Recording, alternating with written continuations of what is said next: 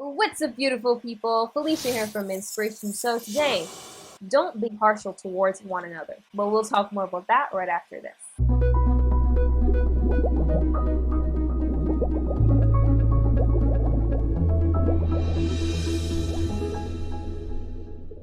And we're back, beautiful people. So yes, today's encouragement is basically treat everybody equally, but really and truly treat everyone equally. The janitor, the vagrant, the priest, CEO, treat everybody equally. And today's video is actually based off of three scriptures, but the key one here is taken from Acts chapter 10, verses 34 and 35, which says this. Then Peter replied, I see very clearly that God shows no favoritism. In every nation, he accepts those who fear him and do what is right. I'm going to repeat that again for you guys. Then Peter replied, I see very clearly that God shows no favoritism.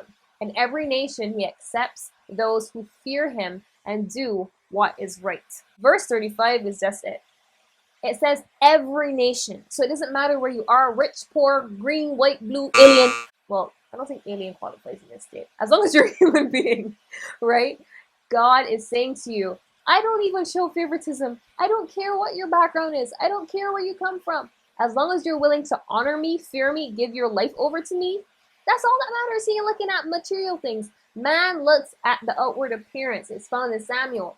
But God said he looks at our heart. He looks at our mind. He looks at our continence. The reason for this is that as kingdom people, God expects us to do that because God himself shows no favoritism. He's not like, well, I can only bless the rich people. Or I can only bless the poor people. You know, money don't move God. It's the mind of man that moves God. Another reason also, guys, is in Hebrews 13:2, which says this.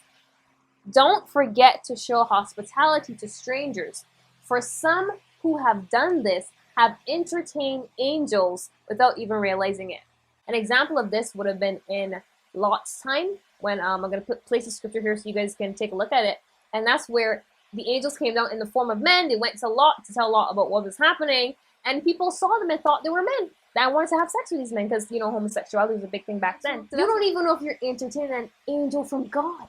Like, they look like us, they talk like us, but they're not human. I mean, like, that's just crazy. The final reason, guys, is that you will reap what you sow. Galatians 6:7 tells us that. It says this, don't be misled. You cannot mock the justice of God. You will always harvest what you plant.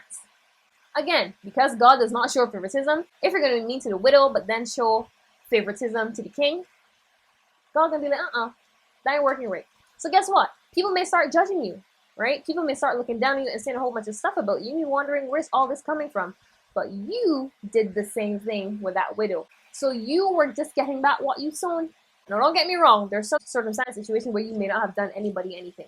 I'm not referring to that, but I'm referring to you intentionally not treating all people equal because of simple things like the color of your skin, the way they speak and stuff like that. That's what I'm referring to here. So I just want to encourage you guys with that today to treat all men equal, guys.